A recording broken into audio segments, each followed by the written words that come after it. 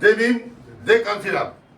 આજરોજ ભાવનગર ખાતે આગામી 11 એપ્રિલથી 14 એપ્રિલ સુધીનો જે બહુજન સાંસ્કૃતિક મેળો જે જુનાગઢ ખાતે થવા જઈ રહ્યો છે એના ભાવનગર જિલ્લાની મુલાકાતે આવ્યા છીએ। ભાવનગર જિલ્લાના તમામ પદાધિકારીઓ, સપોર્ટરશ્રીઓ અને મિશનના જે સાથીઓ છે એને મળી અને એમના જિલ્લાની પત્રિકા એમને અર્પણ કરી।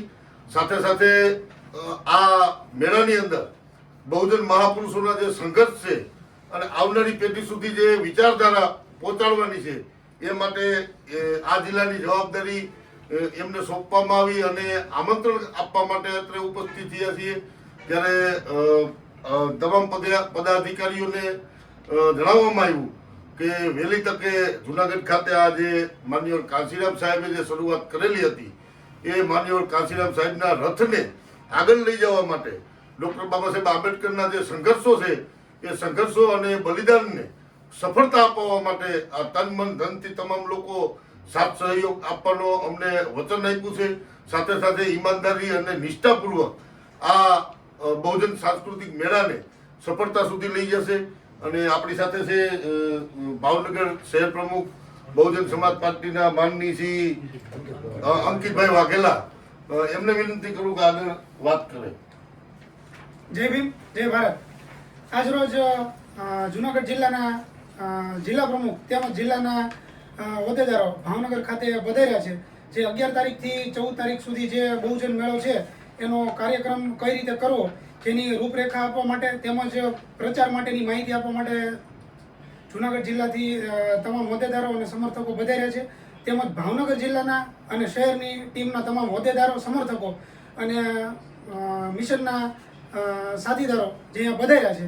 તો આ જે પ્રોગ્રામ કઈ રીતે કરવો અને એનો પ્રચાર કઈ રીતે કરવો એની માહિતી અહીંયા આપવામાં આવી અને આગળ આ પ્રચાર કરશું। જય ભીમ, જય ભારત। પછી મનોહરભાઈ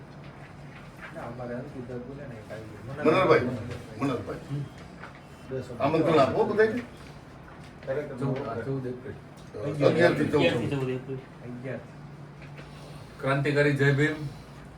તારીખ 11 થી લઈ 14 એપ્રિલ સુધી જે જુનાગઢની અંદર બહુજન મેળાનું આયોજન કર્યું છે એ મેળાની અંદર બહુજન મુવમેન્ટ સાથે જોડાયેલા લોકો આ મેળામાં આવે અને મુવમેન્ટની જે કાર્યવાહી છે કે મુવમેન્ટ શું કે મુવમેન્ટની અંદર હવે પછીનું શું કાર્ય કરવું એ બાબતની બધી સાંસ્કૃતિક રીતે, રાજકીય રીતે ના બધી આમાં જાણકારી આપવામાં આવશે અને એકબીજાના વિચારોની આપલે થશે એમાં। તો આ બહુજન મેળામાં લોકો જુનાગઢ મોટી સંખ્યામાં આવે અને મુવમેન્ટની કાર્યવાહીને આગળ વધારે।